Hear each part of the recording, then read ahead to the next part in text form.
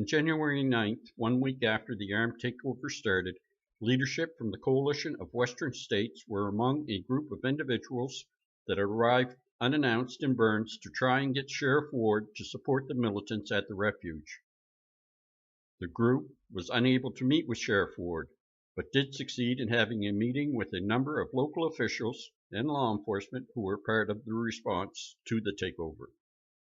Although the leadership of the coalition participated in the meeting, the members did not make their relationship known to the meeting, and the chair of the meeting, Harney County Judge Steve Grasty, was unaware of it.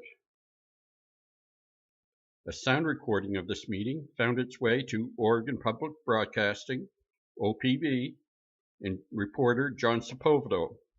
On March 16, 2016, Mr. Sepulveda published a story titled, GOP Politicians Planned and Participated in Key Aspects of Refuge Occupation. The recording was released shortly thereafter. The following are the introductions at the first of the meeting. So let's take a minute and do introductions. So, I'm Steve Grasty and I'm Harney County Judge. If you're not familiar with Oregon, in Harney County we got a judge and 2 commissioners. I'm full-time, the commissioners are part-time. I'm Jason Myers, Marion County Sheriff. Tim Callahan, Harney County District Attorney. Eric Leonard, FBI. And you are? Lieutenant Brian Needham, Harney County Sheriff's Office. I'm second in command of the Sheriff's Office. Thank you. Go ahead. I'm State Representative Graham Hunt from Washington State. Thank you very much. State Representative Matt Shea, Washington State. Okay. I'm a representative from Idaho, Judy Boyle. Judy Boyle, thank you. I'm Idaho State Rep. Heather Scott, District 1. Idaho Representative Sage Dixon. Sagedixon. Okay, thank you. Sure. I'm Dallas Hurd, Oregon representative from Roseburg. So, and this is my wife Cindy, and when you ask about local perspective, I just said, hey, jump in the car. She and I have been apart from each other way more than we're used to and over the last few weeks. You got a little something going on down here? A little bit. So let me give you a quick overview, and then we'll ask some others here to talk, and then let's talk, answer your questions, and see what we can do to help you. Sir, before we start, we have a representative, Michelle Fiore from Nevada, that was unable to come up here. We'd like to put it on speaker or something so she can listen in as well. That would be. Hello. Hello. Good morning, Representative. This is Steve Grasty, Harney County Judge. Hi, Mr. Grasty, did you say? It is Grasty, and it's spelled like nasty, Grasty. And don't tell my mother I said that. I love it. All right. Okay, so Grasty. Mm-hmm. Okay, so here's what we'll do to save a little bit of time. We'll do some introductions of those folks that are local. I think you probably know the legislators that are here. So, again, Steve Grasty. Meeting attendee and the Coalition of Western States Washington State Coordinator, Graham Hunt, resigned his seat in the Washington Legislature on February 2nd, 2016, after it was found that he had been embellishing his military service record in his bio. The following is Judge Steve Grasty's opening remarks and his plea for the visiting politicians to not visit the militants at the Wildlife Refuge. Remember, the members of the Coalition of Western States in that meeting showed that they had no honor by not telling Judge Grasty of their relationships to each other and to Emmett Bundy. They were lying. Let me talk a little bit about some of the things that happened. I want to do the community perspective from law enforcement. We'll let them talk with everybody understanding that law enforcement's not going to be able to talk about their tactical decisions and strategies.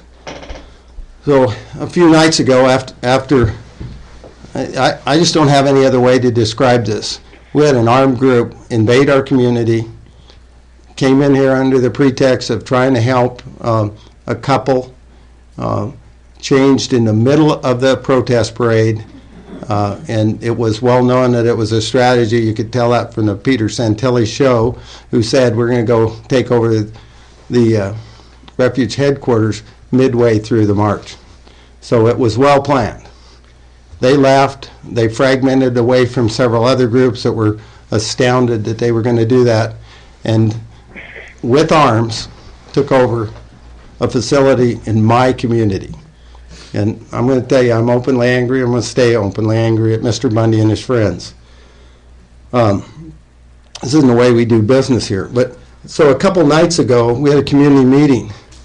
I would argue that there's little chance that any of you have ever had a public meeting in your community where 10% of the entire population was there. That occurred here. If you got a small enough one, you can do it. But it was astounding to see the turnout. If you took the voices that are not part of this community out of the room, I would guess the split was about 80 or 90-10 on go home, Mr. Bundy, go back to your families. If you added them in, it was about 80-20 to go home. It was 100% we're sick of government regulations. I'm there. I get that. I'm pretty passionate about the 17 years that I've spent in hundreds of trips across the state and dozens across the nation saying we need to be heard and locals need to be empowered. That's not what this is about.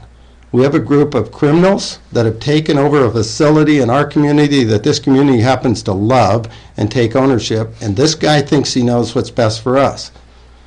Forgive me, because I'm pretty passionate about this after a week.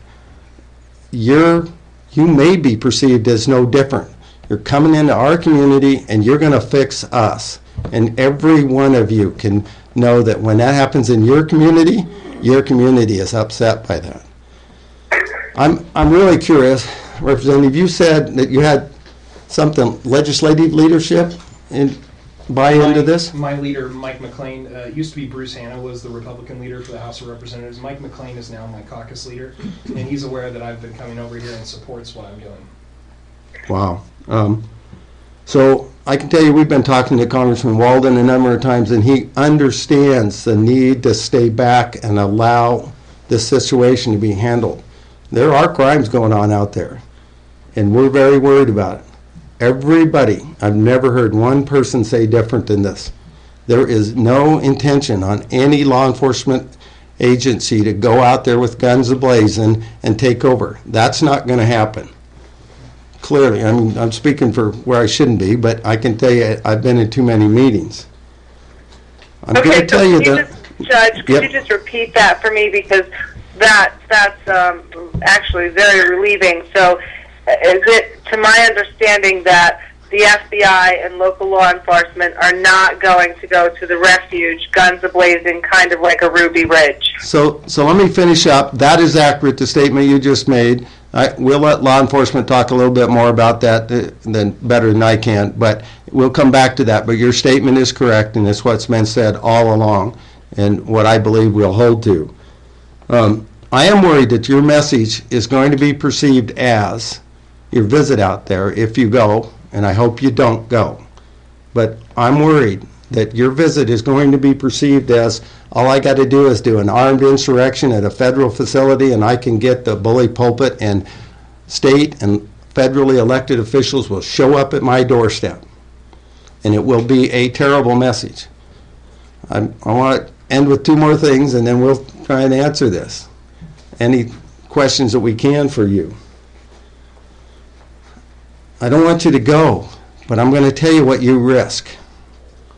I'm an elected official. I've ran 7 times and been beat twice. We all have some love of the jobs that we do and those careers that are associated with being politicians. But also knowing most of us, that's not what drives us in day-to-day life, is getting reelected. You risk taking ownership of anything that goes south. If something goes south when this is over, and somebody asks me what happens, I'm going to tell the whole story, including a whole bunch of elected officials from our state and others went out there, didn't resolve the problem, and it blew up. That will be part of the story. You risk that. Make your own decision on that. I'm not telling you that you're wrong, but my advice is do not go and meet with Mr. Bundy. I've met with Mr. Bundy once in this office. Your impression that he's a nice guy, he is not a nice guy. He is a very bad man. My wife is scared to be alone. She closes the blinds before I get home. She has a gun sitting beside her chair at home. We went out 2 weekends ago and refreshed her skills with a pistol. At least the world now knows she's armed and dangerous. I will tell you she's always been dangerous, but she's now armed. But this isn't funny. I pack everywhere I go with me except inside this building. I've never done that before, ever. But when people walk into this building with firearms, you've got to be kidding me. So I don't know if I'm changing your mind, but I really want to change your mind. You cannot come into my community and fix us. It will not work. So. The Coalition of Western States leadership did go to the wildlife refuge, and they did meet with the militants. But it was not to see how to bring the conflict to an end. It was an offensive by them to try to take back the narrative and undermine law enforcement. As a result of their visit, the armed occupation of the Malheur National Wildlife Refuge was unnecessarily prolonged. And they are the ones that own the conflict going south, with the death of militant Robert Lavoie Finicum on January 26, 2016. Here is another clip from the Coalition's meeting of the 9th in Burns with Judge Grasty. I have a question, if it's okay. This is Michelle Fiore. And I totally understand what you're saying, and I feel for you in your position for your community.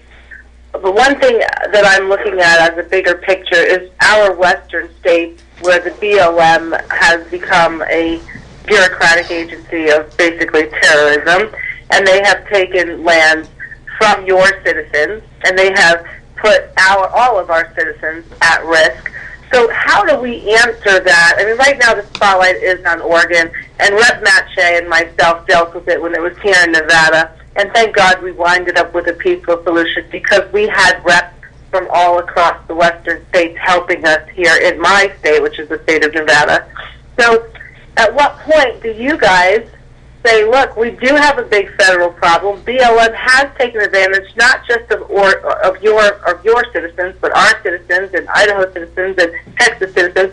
So at what point do we band together as elected officials and say enough is enough to the BLM? So can we divert this conversation? At what point are we actually going to do something for our citizens? So, ma'am, I've worked 17 years very passionately on that issue. And I guess the only good thing here is there's only one state legislature of mine in this room, so I get no payback in the middle of it, at the end of this. I'm going to tell you, we have passionately done that. There are more acres of private ground by tens of thousands today in my county than there was 20 years ago. Not more public, more private land because of swaps. We have this success story. We've gained this relationship, and it's different in every place. Do we talk about transfer of federal ownership to us sometimes, but run the numbers? Who's done that? Who's done it successfully? No state, no county has done that successfully. We don't have the resources to put millions of dollars to run this up through the Supreme Court.